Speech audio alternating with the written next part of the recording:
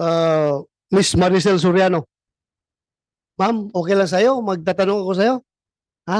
Relax ka na? Okay? Sige.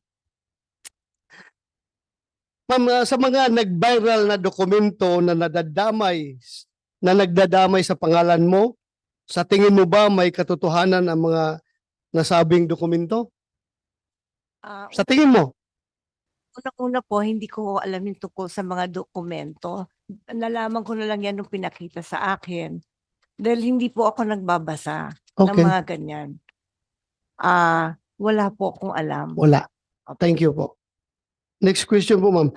May property ka ba sa Rockwell? Ikaw ba ang nagmamay-ari ng Unit 46-C Rizal Tower Building located at Rockwell, Barangay Poblacion, Makati City? Opo, Sa'yo yon, opo. yung 46-C. Hanggang 2012 po, nabenta ko na ho yun. Wala na ako doon. 2012. Anong month yun nabinta? Hindi ho ako sigurado sa month, pero yung year na alala ko. So, your pre-ops is 2012, Your Honor. 2012. Yes, sir. 2012. 2012. So, bininta mo na after 2012.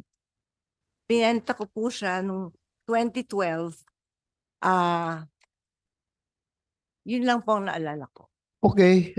But then you admit na you are the owner and the same time the occupant of such unit, yung Unit 46, the C.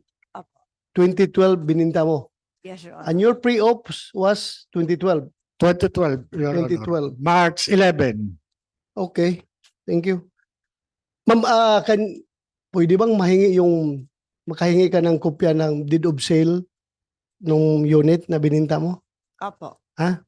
Wala. Kung meron kayong Hanapin ko po. hanapin mo. Thank you. Ito rin ma'am, may napabalita in 2011.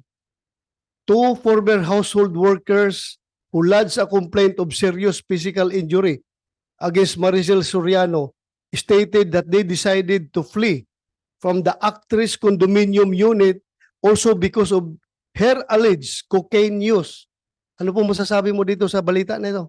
Hindi po totoo yan. Hindi totoo. Hindi po. Thank you. I just want to get your answer para to set the record straight. Yes po. So hindi totoo yon. Hindi po. Pero totoo na meron kayong dalawang katulong sa bahay na dalawa na umalis, Opo, kasi ninakawan po nila ako. ninakawan kanila. Totoo na binugbog mo sila o hindi? Paano ko naman po bububugin? Dalawa po sila. Okay. I'm just confirming Opo. the report, the Okay. news report. Thank you po ma'am. Maraming salamat for your Salamat cooperation. po. So far that would be all as far as this committee is concerned. Yung confirmation mo lang as to the ownership and occupancy of that unit in the year 2012 when that pre-ops was initiated by Agent Morales.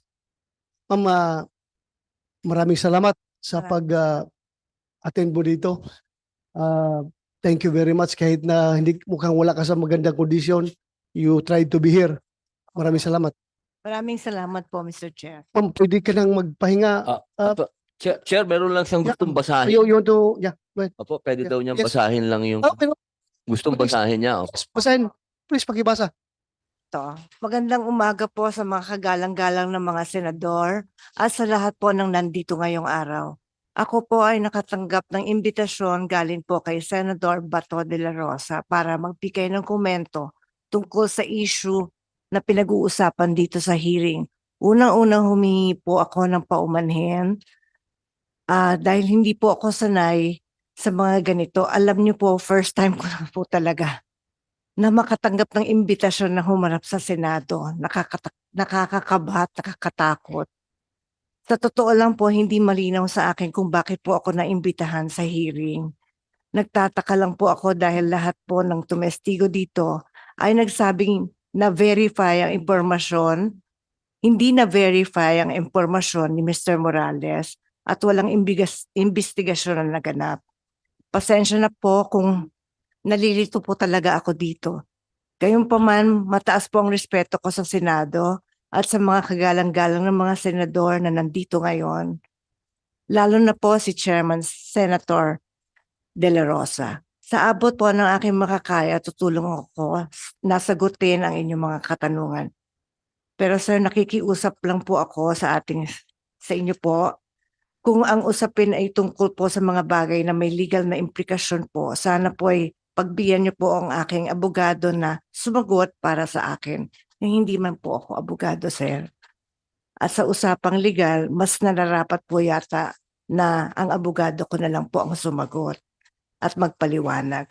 Kung magkaroon man ho ng legal question, pinapahintulutan ko pong magsalita para sa akin si Attorney Agnes Maranan. Maraming salamat po, sir. Thank you, ma'am.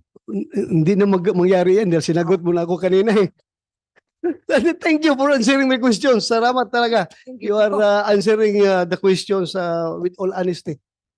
Thank you very much. Thank you po, sir. Ma'am, pwede ka na siguro magpahinga kasi Salamat kanina po. kapatid natin dyan. Salamat pahinga ka po, muna. sir.